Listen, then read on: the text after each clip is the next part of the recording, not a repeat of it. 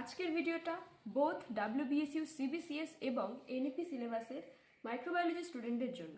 আজ আমি কোনো ইম্পর্টেন্ট প্রশ্ন দেব না, বরং আলোচনা করব সিলেবাস নিয়ে। দেখো, ভিডিওটি মূলত CBCS সিস্টেমে যারা থার্ড সেম তাদের জন্য, মানে যাদের ব্যাকলগ আছে, কিন্তু NEPতেও একই সিলেবাস ফোর্থ সেমিস্টারে আছে। তো NEP যারা আছো তারা এই ভিডিওটা সেভ করে রাখো। ওকে, তো চ্যাপ্টারের নাম মাইক্রোবিয়াল, ফিজিওলজি অ্যান্ড মেটাবলিজম। এর মধ্যে মোট 5টা চ্যাপ্টার আছে, ঠিক আছে। তো first unit is nutrient uptake and transport. তো এখানে প্রথমে আছে passive and facilitated diffusion. What are they সেটা আমাদের পড়তে হবে। প্যাসিভ ডিফিউশনের ডেফিনেশন হিসেবে তোমরা লিখতে পারো the movement of molecules across a cell membrane from an area of high concentration to an area of low concentration without requiring energy, that is passive diffusion. An example কি হবে, পড়তে হবে small non-polar molecules like oxygen, carbon molecules, lipid molecules. And what is facilitated diffusion?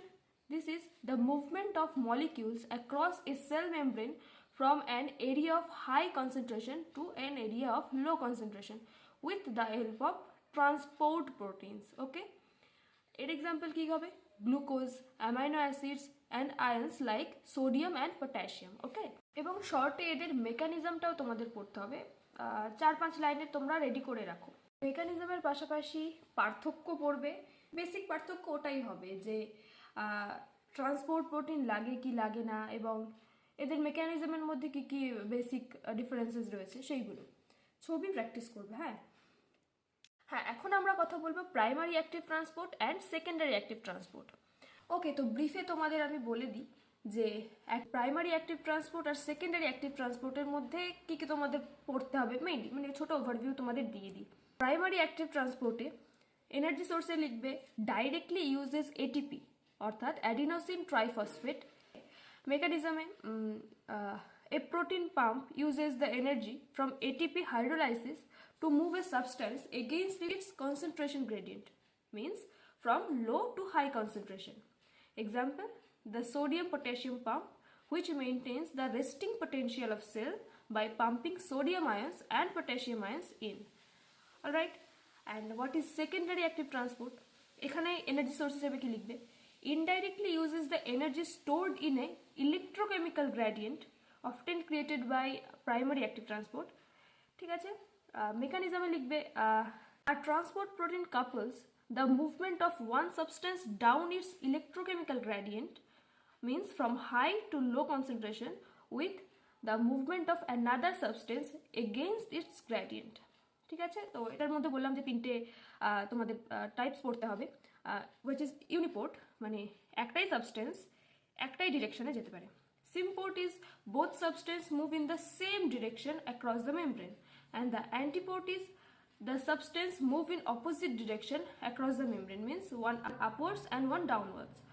পার্থক্যের মধ্যে হচ্ছে তিনটে main পার্থক্য, যে এনার্জি সোর্স কি, একটা হচ্ছে ATP, হ্যাঁ, আর একটা তোমার ডাইরেক্ট এনার্জি ইউজ হচ্ছে কিনা, প্রাইমারি অ্যাক্টিভ ট্রান্সপোর্টে ইয়েস অ্যান্ড প্যাসিভে, সেকেন্ডারি অ্যাক্টিভ ট্রান্সপোর্টে no, and then example. Okay, that are the differences you have to read.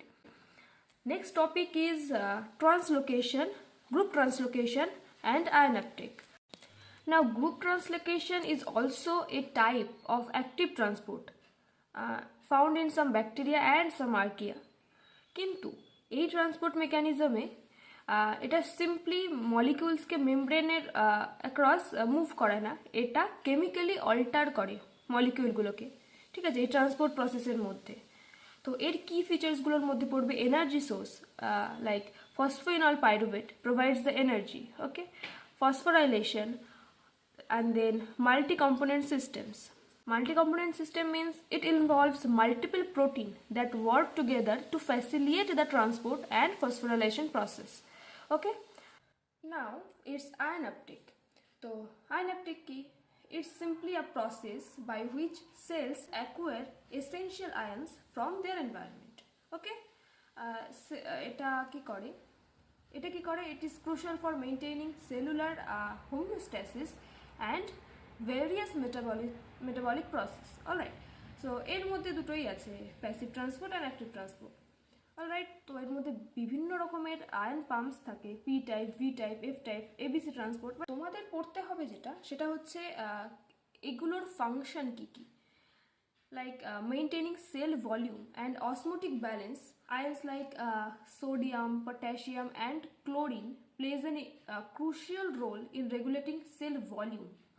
Then comes neurotransmitters, ion like potassium, sodium also and calcium are involved in the generation and propagation of nerve impulse. Then the most important, muscle contraction. Calcium ions are essential for muscle contraction. Lastly, metabolic processes. Ions like magnesium and ferrous are cofactors of enzymes, okay, which requires for metabolic processes. Okay, in this video we covered one chapter of microbial physiology and metabolism. Let me know in the comments if you want this type of video. দেখো, হয় এরকম syllabus analysis কিংবা ছোটোখাটো overview দেওয়া video upload করব, otherwise কয়েকটা important questions দিয়ে দেবো যেটা তোমরা পড়ে যেতে পারো। তো let me know in the comments তোমরা কি চাইছো, যে কোনো একটা আসবে, then we will proceed. Don't forget to share with your friends, because এই ধরনের মাইক্রোবায়োলজির কন্টেন্ট খুব কম লোকেই বানায় এবং আমি আমার পরীক্ষার টাইম থেকে বের করে তোমাদের জন্য ভিডিও বানাচ্ছি। So please share, subscribe, comment. Bye bye, see you in the next video.